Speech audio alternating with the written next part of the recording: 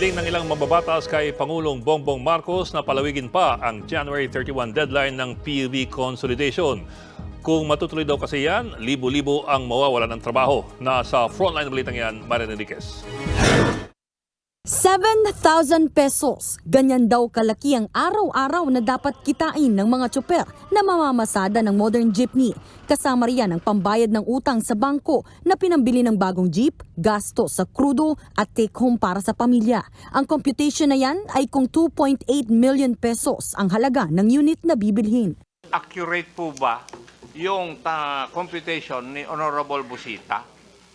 We beg to and we respectfully differ with the computation of the Honorable Congressman Busita based on certain premises po. So, hindi accurate?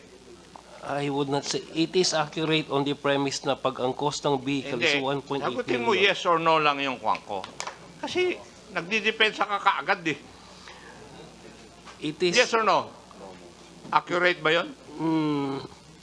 we wish to qualify, I think, on a certain degree, no, Your Honor. Lumabas din sa pagdinig ng House Committee on Transportation ang tila pananamantala ng ilang kooperatiba sa Bacolod. Si Philip Borata, may-ari ng jeep, nakapag-consolidate na at ngayon tila nagoyo dahil inaangkin ng kooperatiba ang kanyang jeep dahil nakapangalan na raw ito sa kanila at siya pa nga ang kinasuhan ng carnapping. Naghihirap kami dito. Gumastos kami dahil naipit kami sa programang ito. Itong programa na ito hindi na nabigyan ng kakulang pag-study. Walang proteksyon sa amin.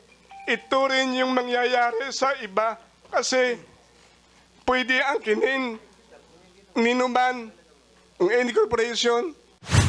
Iimbestigahan daw ito ng LTFRB.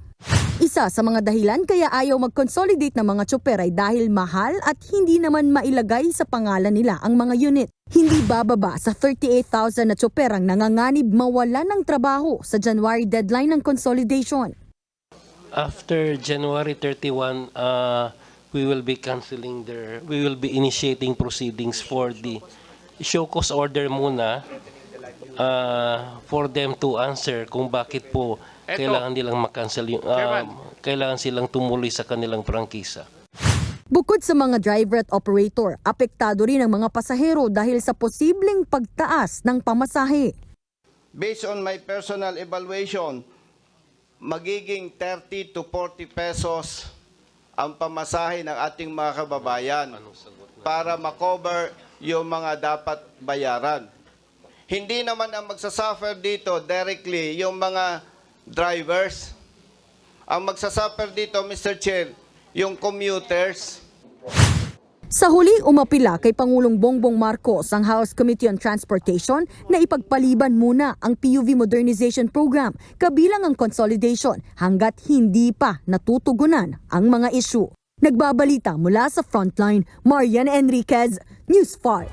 Mga kapatid, Lucy Cruz Valdez po, maging maalam at may pakialam sa mga napapanahong balita sa bansa. Tumutok at mag-subscribe sa News 5 social media pages.